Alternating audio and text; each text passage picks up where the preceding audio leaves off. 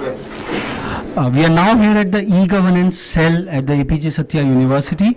Professor Singh, what is this cell all about? There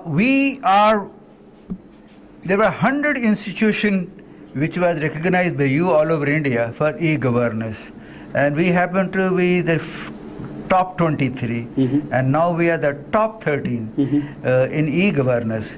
The word is e-governance campus.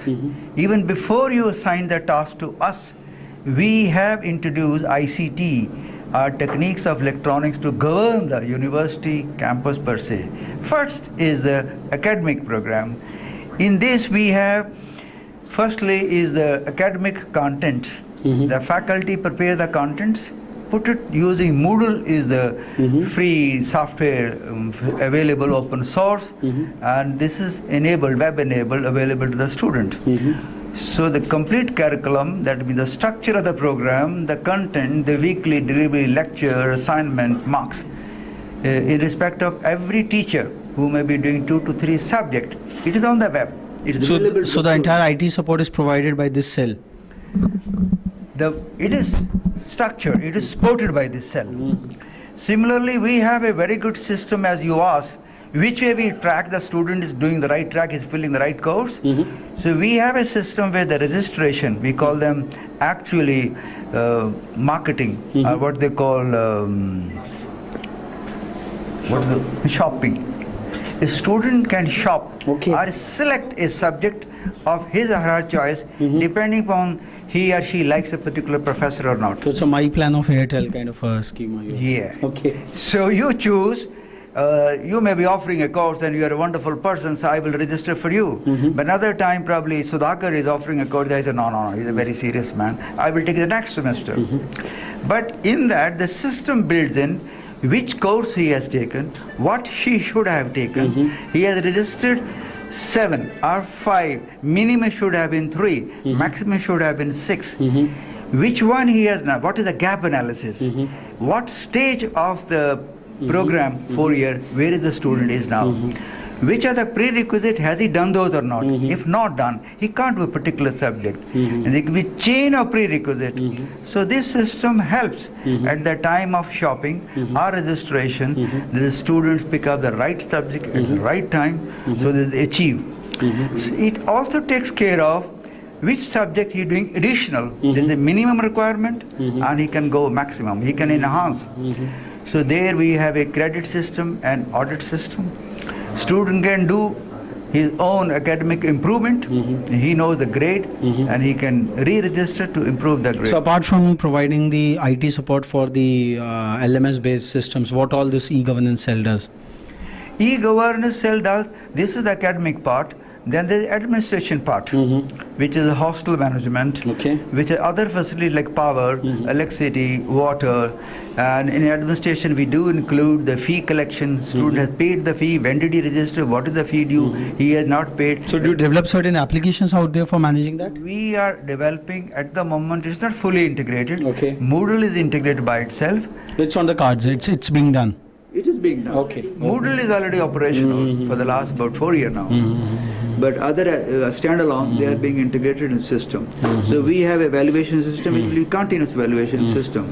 So in e-governance, our another momentum which we have given jointly with the University of Western Australia, it is called Engineers Without Border, which you must be knowing. We are a very active member into that. The focus is use of technology for upliftment of the rural masses. So therein we try to track the data of about selected 5 villages, similar government school, see the demographic data, the performance data, and trying to guide. We have also with us Professor Mamta Dahiya, who is the faculty coordinator of this eGov cell. Ma'am, how the students are being deployed, which year and which department students are working at this eGov cell out here? Actually, if we're talking about like the beginning of the scenario, so like we take like in general student enrollments all the time in there in different module. Like one is the academic system, what we are talking about. Second, what we are doing, like how the technology is useful for the rural development, and another is part like the services provided by the engineering engineering watch. That is the third part. Basically, before that, we already working with the e-governance things. So after that, like now we do have a formal channel to enrollment of the students here.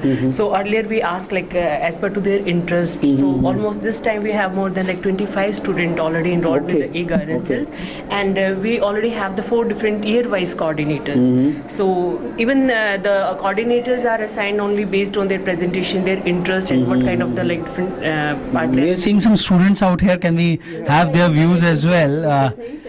What's your name? My name is Kshitij Kumar Singh. Kshitij, which department in And which year? CEC department, 4th semester. Fourth semester. Okay, so you're a member of this eGov cell. So what drove you to this cell? I just wanted to be a part of something like it's it's something different, like from traditional things. So I just wanted to be there. So what all you have been assigned so far, and what do you feel for the next semesters? What you will be doing here? Yeah, we students are assigned banking sector currently. So we are given some bank. Like our team is given responsibility for the Central Bank of India, and we are required to go and take out a survey and do. Make it some like introduce new systems like. So you're understanding the banking MMP under the National E-Governance Program. And as far as our own campus is concerned, we are working on a module attendance module, making it electronic based on electronic system. That is what we are doing currently.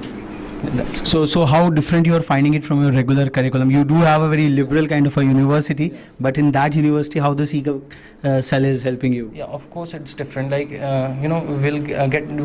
all have different ideas. This is a platform. This is something we can bring it outside and do things. So that is why I find it useful and why I'm here. So this was the eGov cell at the APJ Satya University, true to its commitment to liberal arts and the openness and flexibility to the entire academic curriculum. They are trying very hard to integrate the e-governance of their entire campus into this cell, and we can see from the random sampling of the students that they are also quite excited about the task and assignments which they are being exposed to at certain early age. So we will move on to the next destination in this campus walk of ours. So the entire spirit of liberal education at APJ Satya is really unfurling in a astounding fashion.